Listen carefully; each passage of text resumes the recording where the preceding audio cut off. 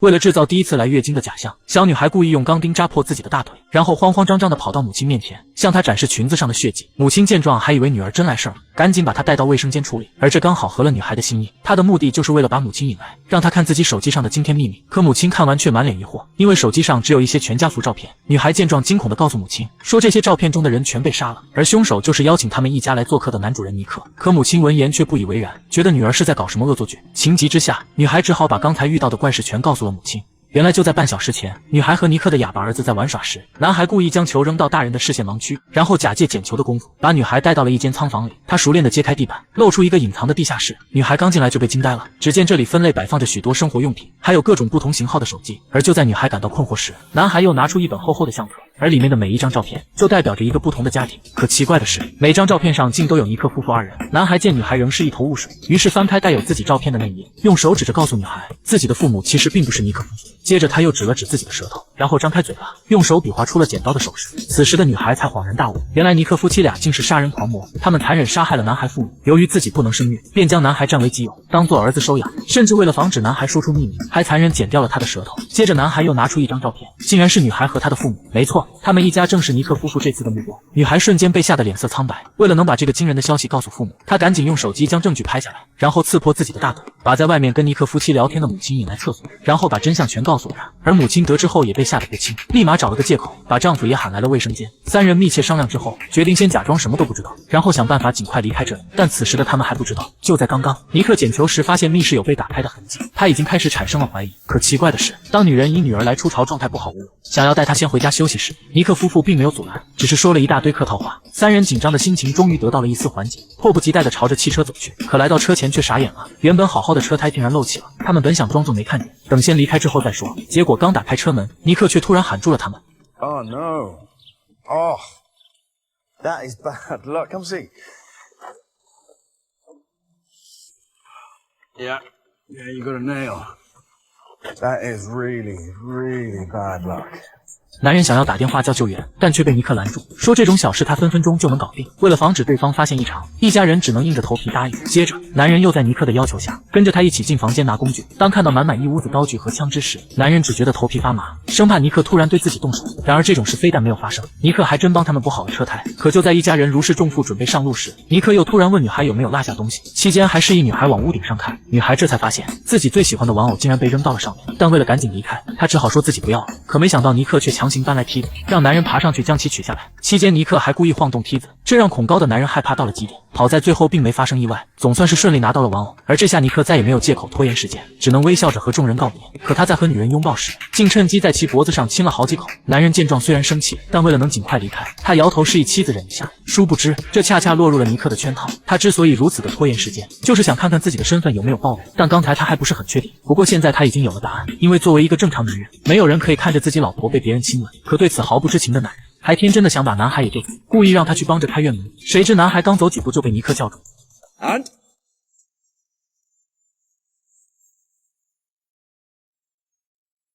No need, mate.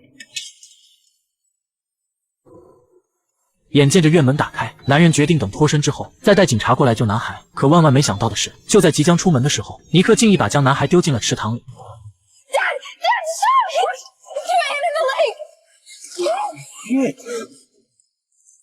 善良的男人只好停下车，第一时间跳下水救人，而女人则转移到驾驶位，准备先把车开出去，却不料尼克再次按动遥控，院门瞬间就被关闭。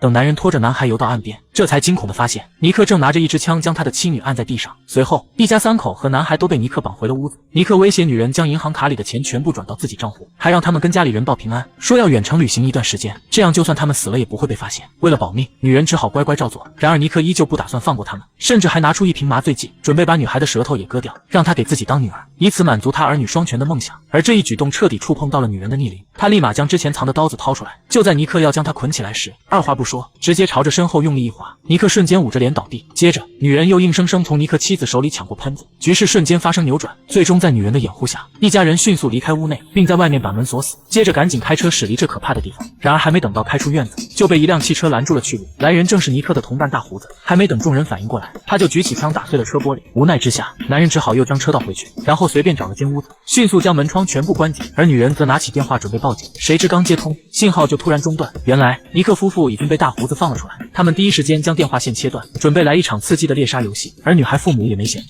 他们先用柜子抵住房门，然后女人一转头，正好看见一张房屋的全貌照片。她发现房顶上有个天窗，完全可以从这里爬出去，再逃往房子后面的森林。但男人却觉得这么做有些冒险。就在夫妻二人为此争执时，屋内的灯光突然熄灭，而这也意味着一场黑暗中的猎杀正式开始。脆弱的一家人孤立无援，但他们并没有坐以待毙。男人看到外面有一个草屋，只要点燃它就能引起别人注意，那时大概率就可以获得救援。于是他在房间里找到一瓶烈酒，再将一根布条塞进去，做了个简易的燃烧瓶。可火光却暴露了他们的位置，刚打开窗户，大胡子的子弹就射了过来。男人立马弯下腰，女人则举起枪发起反击。在他的掩护下，男人终于将燃烧瓶扔了出去。可由于房顶实在太陡，燃烧瓶直接从房顶滑了下去，好在又砸到了尼克的车上，车子瞬间被点燃。尼克知道火势一旦变大，警察马上就会过来。他告诉大胡子，一定要在3分钟内将他们解决掉。于是两人决定分头行动。而另一边，夫妻俩将2个孩子藏在柜子里，并告诉他们无论听到什么声音都不要出来。随后，女人从柜子里翻出一瓶硫酸，男人则找到一把铁锤，准备和敌人展开最后的搏斗。与此同时，大胡子正顺着梯子准备从天窗爬进屋内，尼克也来到门口，试图破门而入。而尼克妻子则从地下室进入，打算从3个方向围剿女孩一家。很快，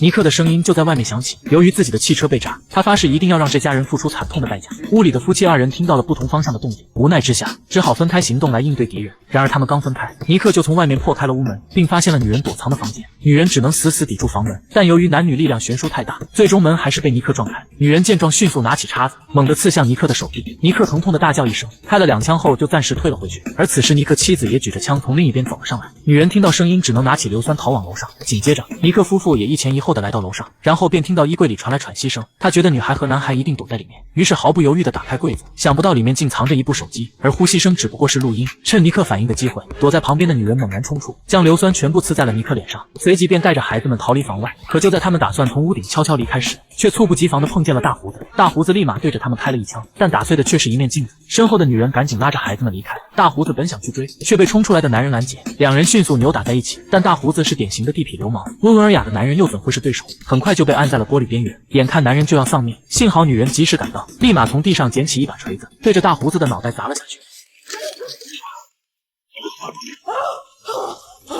与此同时，尼克夫妇正拼命清洗着脸上的硫酸，尼克疼得发出阵阵惨叫。他知道女孩一家一定会趁机逃跑，于是不顾自己的疼痛，让妻子先去追杀他们。而此时，女孩一家正打算从天窗顺着梯子下去，然而他们刚爬出窗外，尼克的妻子就持枪追了过来。看着想要逃离的一家人，尼克妻子赶紧用枪瞄准了他们。而就在这千钧一发之际，女人如同天神下凡，拿起屋顶上的砖，直接将对方给砸了下去。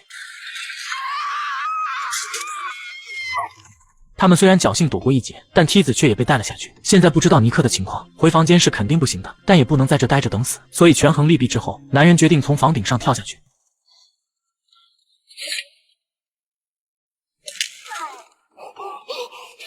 男人强忍着断腿的剧痛，把梯子给扶了起来。女孩是第一个下来的，男人让她赶紧躲去车里。可当他把妻子和男孩接下来时，意外却再次发生了，女孩竟然落入了尼克手中。看着自己被摔死的妻子，他用枪顶在女孩头上，可面对女孩母亲的求饶，他居然说自己不光不会伤害女孩，还会把她留在自己身边，让她成为妻子的替代品。说着，尼克就准备开枪打死女孩父母。可下一秒，女孩突然将之前藏起来的麻醉针扎在了尼克的腰上，在药物的强烈作用下，尼克连开枪的力气都没了，很快便瘫软在了地上。男人见状本想举起枪杀了他，但最后还是没忍心，决定交给法律来惩治他。接着便准备带着家人离开，可一旁的男孩却在临走时突然拿起地上的砖头骑到了尼克的身上。这一刻，或许是想到了父母被他残害的场景，亦或是他剪掉自己舌头的画面。此刻男孩心中的恨意波涛汹涌，于是他举起砖头疯狂地砸向了这个恶魔。